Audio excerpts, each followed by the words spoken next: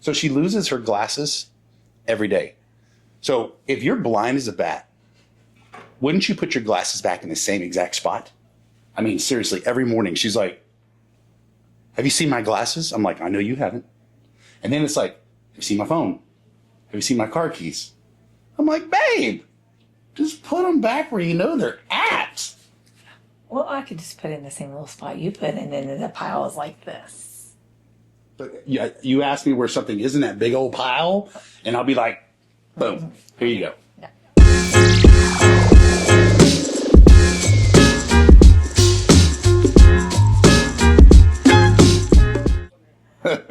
So you're publicly shaming me. That's what you were doing. I'm on your side. I lose mine all the time. I know. It's hard, right? It's rough to stay organized with everything and keep my phone and my keys. So it's rough. Well, today is our session 7. Our 7th session. Oh, that's 7 months. Yeah. Right? Or I guess, yeah. 7 months. Yeah. That's crazy. And thank you. I mean, we've had such a huge response. Again, I know I say this every single time, but guys, it's just been amazing. You guys y'all's feedback, your questions, your input, everything's great. And we're getting a lot of feedback. And today we actually are going to diffus a topic that's been going on. It's a very, very hot topic for 2025. Yeah, for 2025, we're gonna talk today about selling your home in a buyer's market and what it all entails. And well, a lot of times we have sellers that are really, really frustrated, which is understandable. We're gonna talk today about some things you can do as a seller to set yourself up for success. There's gonna be things that you hear that you're like, yes, and then there's gonna probably be things you hear where you're like, I don't know about that, but we always promise to be real. And that's exactly what it's going to be about today. So, and when we sit down with our clients or we do consultations, that's one of the things that we do offer for clients out there or potential clients. We do consultations.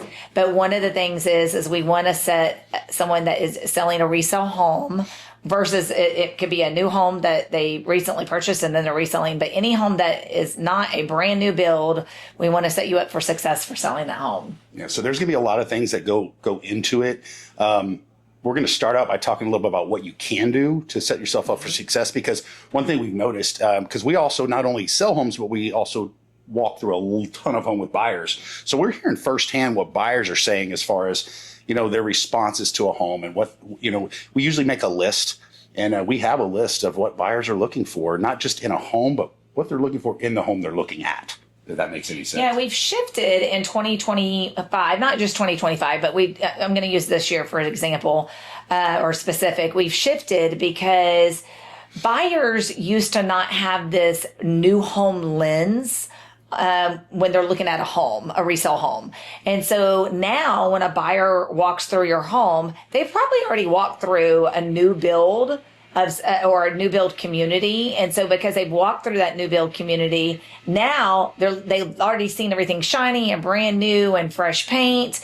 And now they're walking through a resale home and they're doing the comparables. And we are selling a lot of resale homes. It's not just new builds that are selling. And so that's why we wanted to really bring this to everybody's attention. Yeah. And what we've noticed is, and there's no right or wrong thing you can do as a seller, but lean on the professional because, like I said, we're in those homes. We're hearing what buyers are saying. So, even if we're not your realtor, whoever you're working with, trust that they've done their research, because the last thing we want to do is have your home on the market any longer than it needs to, or sell it for $1 less than it needs to sell for.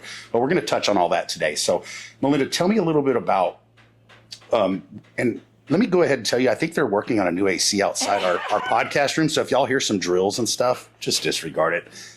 It's part of, we have to film. The show must go on, right? But tell me a little bit about selling your home from a resale standpoint. And when there's so many, I think in session 5, we talked on all the new builds and how many new communities are going up. So how does a seller compete with that? So there's several different components, but the first thing I want to touch base on is when Jason and I sit down and we do a consultation with clients that are with a resale, one of the first things that we discuss is the shape of the home, meaning if there's any repairs that need to be made or minor repairs, documentation, and we'll go through these, and then getting your house ready to sell. So the shape of your home or condition, right? The condition of your current home, like what the resale home, the condition of it, the documentation or what you have done to improve your home, and then what do we need to make it look shiny and sparkly to sell for buyers to walk through. Right, because we always tell clients this in listing appointments too. A buyer is going to try to talk themselves out of buying your home. They're going to. And a buyer is going to try to find 9 things wrong with your home before they compliment one thing. It's just a given. So the more we can take off that, and the less excuses we have for them to give themselves, first of all, and then also, in over improving. We always have people say, we're going to do this. We're going to rip out the carpet. We're going to put new flooring in. We're going to paint. We're going to do this. A lot of times you don't get your money back on that stuff. Yeah, right? so we want to hit the pause button and make sure. So the condition of the home. So let's say we'll go into documentation first and the condition of the home. Let's say you've lived in a home for 15 years. You've had the roof repaired. Maybe you've had the AC service. Maybe you keep up with it and you actually have the AC service twice a year. We want that documentation. We want to show the new buyers that you care about your home and you have documentation to prove that you cared about it. That is what they're looking for. They're looking for someone that not only do they care for the home, but they have proof saying that, hey, the AC has been serviced. The roof has been taken care of. So I know when I buy it, I'm buying something worthy that I feel like it's a great product for me or a good home purchase. It's reassuring to a buyer as well, because if you have all that documentation, one, it shows actually you're not hiding anything on the home. Yeah. It coincides, and if they cross-reference, your stuff you've worked on, and they look at your seller's disclosure, it gives a buyer a sense of comfort knowing that, okay, these people have taken care of their home. Just like if you bought a car and you get the Carfax and you're like, okay, these people have kept up with their oil changes, you feel a lot more confident. And it also eliminates, like I said, that those excuses for a buyer saying, oh, we don't know. It's always the unseen that'll make a buyer go the other way. Yeah, we know that they're taking care of the maintenance part of the home. So that's probably the first thing. The second, in the documentation, making sure that there's a maintenance on the home. Documentation, which is, like I said, if you get AC repair, make sure you have documentation of it. And if you are thinking about selling your home, these are things that you want to start collecting those. Make sure you create a digital file of the documentation. So just kind of put that in the back of your mind. In 5 years, if you're going to sell, make sure you keep this documentation, like an oil change or any car maintenance that you would do. And then lean on your professionals to before you start improving, because I know the first thing you want to do is just make it look just perfect. But like I said earlier, there's some things you can do that you won't get your money back on. And sometimes people don't like the flooring you put in or the carpet. Carpet is probably the number one question we have is, do I need to replace the carpet? And we always say no. Because 9 times out of 10, someone's going to come in and put their own flooring in it. Or it's a glorified drop cloth, and people are going to come in and use it as a glorified drop cloth. They're going to paint, they're going to roll it up when they're done, and they're going to put in their own flooring. So. And then the third thing is what I get asked the most, because I go in and if the home there's 2 different sides. If the home is vacant versus the home is not vacant. If the home is vacant, or vice versa, vacant or not, it has to be cleaned. And I know everybody has a different level of cleaning. If you're in my home today, it's mediocre. I mean, I have kids living through it. I have a dog. I have a cat. You have a husband. I have a husband. It's very, very lived in. But if I was going to put my house on the market, it's going to be a completely different level of clean. I'm talking about make sure your baseboards are clean, your ceiling fans are dusted, you have all matching light bulbs in your house. That's big. And neutralize if you have some crazy walls, and some of y'all out there, I've seen y'all's homes, not y'all's, but I've been in homes. And I'm like, paint. Whoa, yeah, it creates a big distraction. Yeah, paint. You don't want to have any crazy paint colors. Maroon. The deep maroon that was very popular at one time, or that deep. Nothing's wrong with the color emerald maroon. Green color that went through a phase. Neutralizing paint. When we were selling our house, you talked about selling our house. You had the intentions of just painting one little wall. It was probably 5 foot by 9 foot. And I remember it was applesauce. The color was called applesauce. After you painted it, you were like, it doesn't match everything else. So then you thought you'd go to just the next panel and did that whole wall. Well, you ended up, I think, after 3 days, repainting the entire house. I did. I had a little bit of a nervous breakdown. I'm thankful for my sister. She came in and swooped in and saved the day and helped. But that goes to said that during the time that we sold our house, not to go down our rabbit hole, but applesauce was the color, was like this neutral brown color, but gray was in, like soft gray. That was the paint color. So I painted it soft gray, and we wound up, it was what the buyer wanted. Totally different market at the time, but yeah, it's what's in style at the time. you know, and So- can I touch on one other thing? Yeah. I'm sorry. Did I interrupt? No, go ahead. Okay. And that's always the hardest part from our side, is to go in and tell someone, yeah. hey, you have a beautiful home, which 10 out of 10 times they do. It's a beautiful home. But here's the things you need to fix, right? That's never fun. Yeah, because but being it's real- emotional. Yeah. It's emotional, and a buyer does not have that. The buyer doesn't have that emotional attachment to your home like you have. You might have, brought your firstborn home, your kids home, to the home, or maybe you've had anniversaries or birthday parties, or life has happened in that home to you, but not for the buyer yet. And so there has to be an emotional detachment at some point when you're going through the process of going, okay, I'm going to sell the home, and now it's just a house that I'm selling, not my home anymore. What'd you say though? When you love your home, what you had a saying? You said, when you love your home, but you need to detach, or yeah, you need emotionally. Yeah, so a seller needs to emotionally detach from it, and then turn it into just a house, and then that's the house we're asking you to pack your things away. So on top of the cleaning, if you're living in the home, it needs to be depersonalized.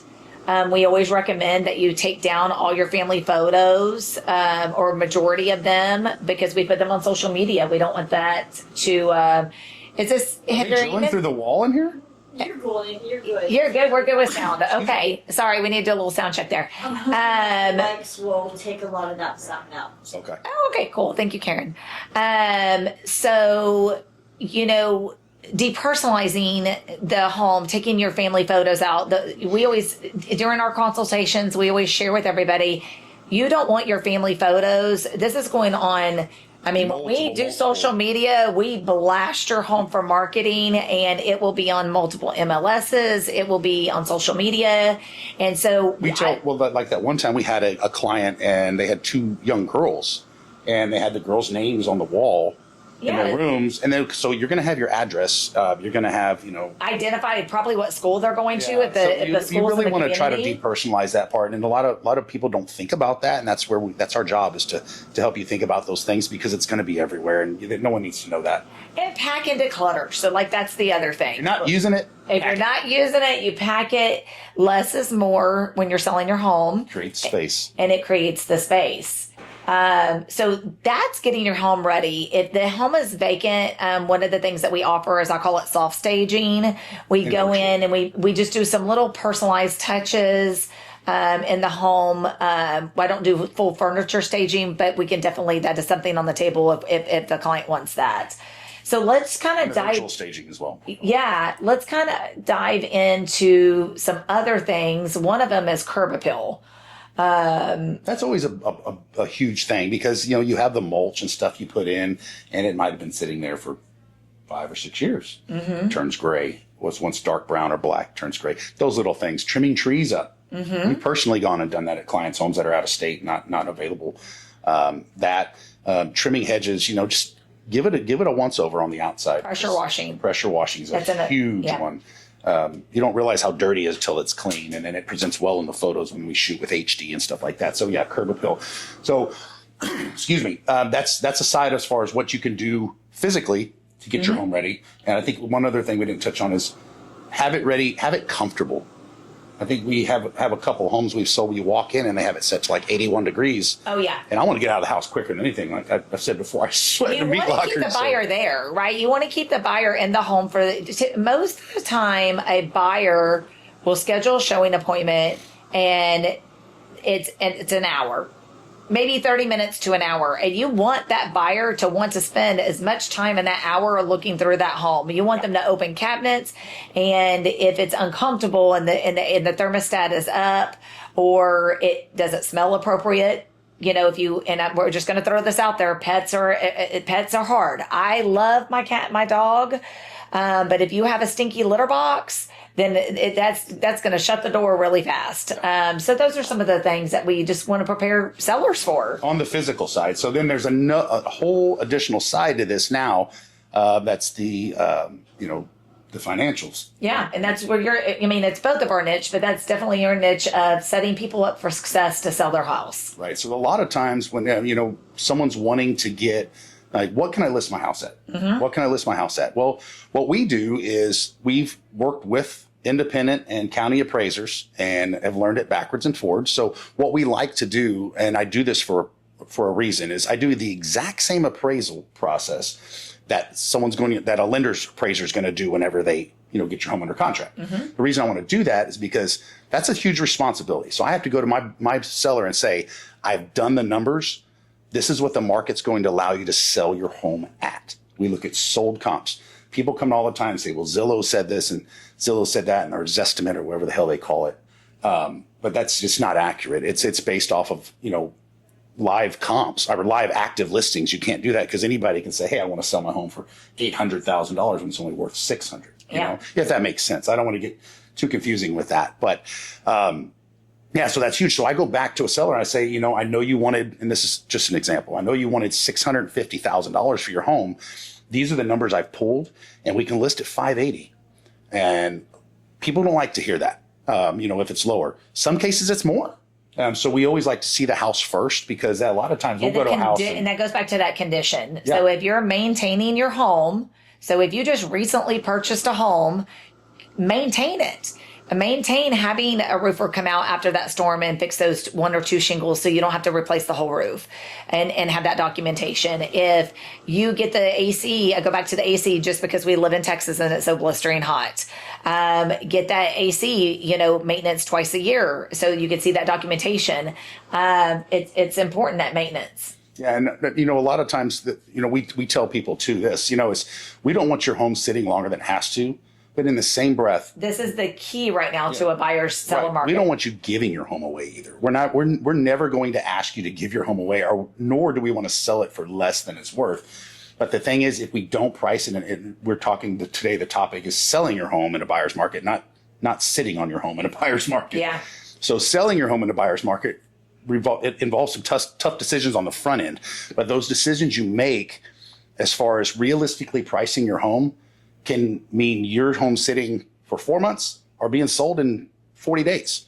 One of the big things we always tell people, and it puts a lot of it into perspective, is what do we ask people to do on the initial consultation is find out what your home costs you per month, right? Yeah. So your electric bill, your mortgage, HOA, mortgage, electric, insurance, HOA, water, trash. A lot of times you're going to lawn care, maintenance. Lawn care, you'll come up with between $3,000, $4,000, sometimes $5,000 plus a month. The reason I'm bringing that up is because if, let's say you want to price let's say we come in at $580,000 and you want to price your house at $615,000, well, you got a $35,000 difference, right? If your home is costing you $5,000 a month, you got 7 months. You're telling me that 7 months worth right there. That's $35,000. Yeah. Whereas if you went ahead and took and sold it at the $580,000 you were recommended by a licensed professional, it's going to not only sell quicker, but you're going to save yourself from having to do all that. And as more time that goes by, you're talking 5-6 months, you could have a hailstorm. You could have AC go out. Yep. You could have anything happen. And we're not trying to say that to sound threatening, but it's the reality. Well, it's the market right now. I mean, that's what it is. It's a buyer's market. We're seeing homes sit because people aren't doing the work on the front end. And I don't know if that's the realtor. I don't know if it's just someone that has a set price, because sometimes sellers do have a price. Yeah, because they have to sell it. They own the house outright. Sometimes the seller owns the house outright. They have, they're only paying taxes on it. We have this. They have multiple homes. We've had several clients this, and they don't need to sell. They want to sell, and if they sell at the right price. Here's an example of that. So two different sellers. We have a seller that's been in their home. It's 2025 now. It's been in their home since 2010. They've been in their home for 15 years. They haven't borrowed against their equity. They have a ton of equity. Those are great scenarios, right? Of course, because a seller can say, okay, I see where y'all are coming from. Let me go ahead and sell it for $35,000 less than I originally wanted to, and I'll still make a great amount cashing on my equity. That's a great scenario because the seller wins regardless, right? There's another scenario we're seeing a lot of is where let's say someone a VA, a guarantee VA where they put nothing down, or an FHA where they only put 3.5% down. And then 2 years later, they have a life event happen and they have to relocate, or they lost their job, or a death, a divorce, anything. We see it daily to where they don't have that flexibility to price aggressively and compete with the new home builds and everything like that. Yeah. You know, like we were talking about. So those are really hard scenarios, and those are scenarios we unfortunately are seeing a lot more of. But have the real conversation with your agent and have the real conversation with the professional. If you need to call us. And say, look, man, I just need to know what I can sell at so I don't lose money. And we're going to be completely honest with you and where we're at today with the market. Sure. Like, we keep up with the current trends. One of the things that you kind of highlighted on is like selling we've seen in the last 6 months is we've had, we'll take one specific neighborhood that we sell a lot in, and there's hardship in that neighborhood. So let's say you have, one particular home, they've done all the maintenance, they have the upgrades, we priced it accordingly, what we think the market should do. And then boom, you have a short sale in the neighborhood because they're almost in foreclosure. Then it drops out that. So explain. Now we have to use that comp. We just had this happen with a home. I mean, the price per square foot was around $170 a square foot, which was okay. They were good with that. But 2 homes, bam, bam, sold it. One sold at $139, one sold at $144. So we have to use those comps going back to that appraiser, that appraisal that I talk about that we do. We have to use those comps because that's what a lender's going to use. So it might be better for, that particular person that's wanting to sell to say, you know what, we're not ready. We want to sell. We don't need to sell. And we're going to ride out this till we flip the market or it balances back out. Or take the hit now and sell. I've actually seen people do that too. It depends on your lifestyle. It depends. Your equity. Yeah, it depends on your lifestyle and your equity and what you need. If you need to do a short sell and just get out of it, or you have the equity and you're going to take the hit now just to get where you need to go in life for your next adventure, right? Regardless, I think the constant here that we both agree on is when you even think about selling your home, talk to someone that knows what they're doing, that's in the market.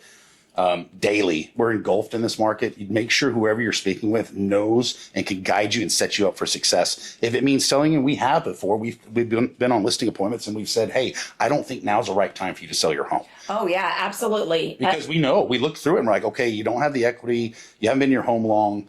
You're going to lose money by doing this right now. And that goes back to, like, originally you and I were having a conversation and you were asking me about, we were touching base on the new builds. And so what happens is, and right now, are resale homes selling right now? Yes. Resale homes are selling. We sell a lot of them. The ones that are doing all the work on the front end and listening and doing exactly what they need to do, pricing realistically. Yes. Doing the maintenance that's required. Yes. Curb appeal. And curb appeal. And just when you walk into it, it gives the buyer that aha it's moment. It's got to be ready to go. So with that said, we're seeing different scenarios, but one of them that I want to point out is, in a resale home, someone is going to pay higher interest rates. They're not getting the new build interest rate. So they're paying a higher interest rate. They want the mature trees in the established neighborhood and all the upgrades that seller has put into that home, the love that seller has put into the home. Buyers are wanting that, and they're willing to pay the higher interest rate to get into a resale home. And that's great. And thank you for remembering to bring that up because we're running out a little bit of time here. But yes, in regards to what you're saying is have that, because one thing you can also incorporate into it is that into the price. So just as an example, let's say someone wants to sell their home for $550, but they're willing to take $530, right? We have that conversation. Then what we do is we offer the home list price $550 with up to $10,000 to $15,000 towards buyer concessions. So now that buyer can use that additional money towards a rate buy down, towards closing costs, and keep that cash in their pocket. And that helps you compete against all the new builds that we were discussing in like session 5 and everything too. Yeah. So it helps you compete against that. So now you're not just out in the cold. You're actually a seller reselling their home, and you have something to offer and dangle that carrot for the buyer as well. So thanks for bringing that up. The only thing I want to, before we say our goodbyes here for the session, I want to make sure that sellers understand that you are in a different, just a different market, because before, sellers didn't have to spruce up their house almost like a model home, but because of the new builds. And remember, like I said, we talked about this before, but because of the new builds, buyers are walking through those new builds. Those new builders are offering like 3.99% interest rate. And maybe they don't really want a new build. They want that resale home. You have to make your home feel as good as that new home. Yep. You have to have that feeling the same. So whatever that feeling might be, we got to make that work. And highlight really the extras, right? Highlight the extras. And people, every time we tell them that we're in a listing consultation, they're like, "Oh, I didn't think about it that way." I'm like, "Yeah, we have to pull out every positive about your house." Oh, yeah. And that's our job. That's what we do. We find the positives, location, amenities. Just, look at this one room. Look at the natural light coming in here. Look at the privacy you have, and the list goes on. So once we start telling the seller that, they're like, "Okay, I do have a cool house. I do have a nice house." Yeah, So that's in a nutshell. That's navigating selling your home in a buyer's market. One thing we're going to also tell you today is we have in the comments, or in the link below, we'll have a link to, we have a home selling guide. Definitely click that. It's pretty cool. It's like a flip book, and it's from start to finish on selling your home, things you can do. That's our gift to you guys. Use it for free, whatever you want to do. Yeah, or if you want to reach out to us, I'll send it to you. I'll email it to you, text it to you, snail mail it to you, whatever you need. Yeah, we'll drive it to your house. Come on, let's go. Road trip. No, and don't forget to subscribe to our channel. We really appreciate everybody's support. Last session 6 was about land and ranch. Yeah. And we had a lot of questions about land and ranch. And the one that kept coming up was someone was we bought a property. We weren't told on the front end about easements and boundary lines. Mm-hmm. And I think when we touched on it in session 6, we talked about that's one of the main things we like to head off on the front end is we like to do all the research on that. So to answer your question, what you can do is you can actually do either a deed history search. You can make sure the survey's up to date before you go to closing, though, and your agent should be doing this. Before you go to closing, you need to do not only a deed history search, you need to check for any comments, encroachments, anything like that on the property, because those are things that come back and really bite you. You could have a survey and then the boundary line's wrong. As an example, this one person that sent us a question, they said that they originally had I said survey. You could have a septic. The septic was in place. The boundary line was wrong. So once they moved it, the septic was too close to the boundary line. So it turned into a huge mess. And so doing that all on the front end, and I think that's a constant you're going to see as the more podcasts we do, is we like to measure. My grandpa always told me, measure 3 times, cut once, right? Yeah. So you measure 3 times, you cut once, do your work on the front end, do your research. I've reached out to that person that asked this question. I'm currently am helping them. So still waiting to hear back, by the way, if you're listening. But we're gonna figure that out for you and do whatever we can to help. But in the meantime, session 7 is in the books. We are so excited to be doing this. I'm excited for fall. Yeah, it's Cooler weather, county fair, parades. Yes, it'll be here. It's coming. Hopefully we get into the Coleman County Fair. Yeah. We'll see. I don't know. Parade. Until then, bless you guys. Thank you for your support. We're here to answer any questions. Again, subscribe to our channel.